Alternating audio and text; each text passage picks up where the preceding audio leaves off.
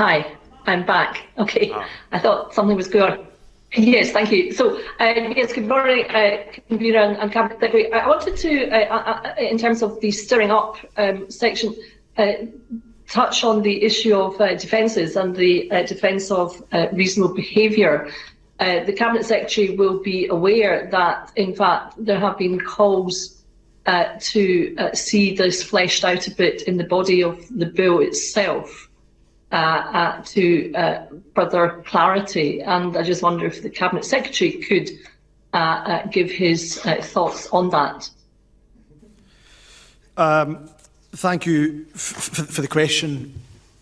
I've thought long and hard about the reasonableness defence before the proposed changes that I made, and thinking even harder about it now that I've proposed these changes, because there are some compelling arguments around the reasonableness defence, for sure. I think one of the proponents of looking at a non-exhaustive list, for example, of factors that the judiciary should have regards to in relation to reasonable defence has been Dr. Andrew Tickell, somebody I've got a great amount of time for, and I've spoken to recently about the bill on a couple of occasions. And for me, now that we've moved to intent only, I do struggle with the idea of a non-exhaustive list of factors. The reason I say that is because if I took the new stirring up offences, which are intent only, if I put the racial stirring up offence to one side for a second, if I took the new stirring up offences, I find it difficult to envisage where behaviour can be threatening or abusive with the intent of stirring up hatred and yet be justified as being reasonable. Now, if somebody can work out a scenario for me where that's the case, I'm all ears. I've yet to find one myself, but there are people, no doubt, who are smarter than me considering this bill. So I'd be interested to hear if there are examples of that.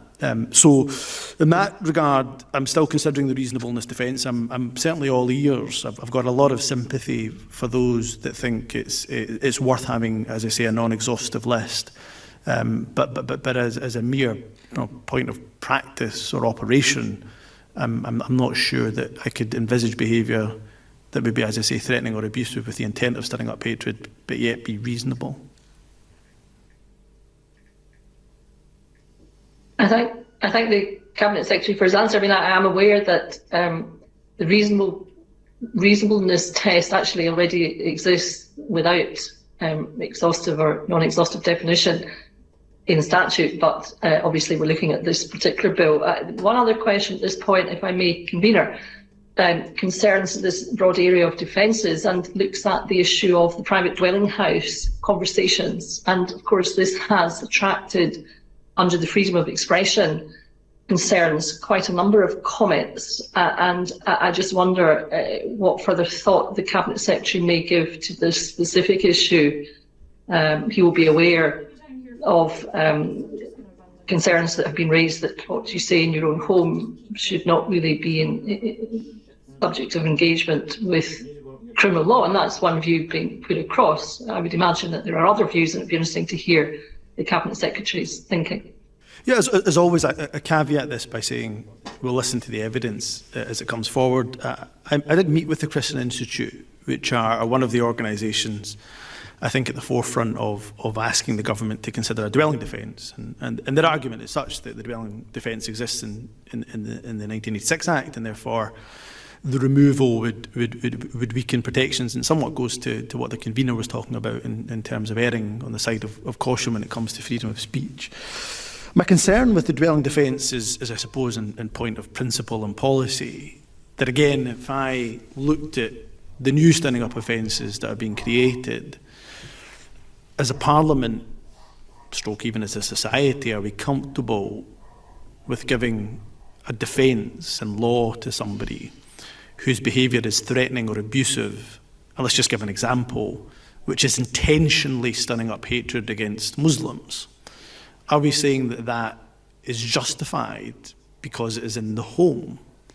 Now, the reading of the dwelling defence is that, so long as such behaviours are not heard by those outside of the dwelling, it doesn't say that the dwelling can't have X number of people inside that dwelling.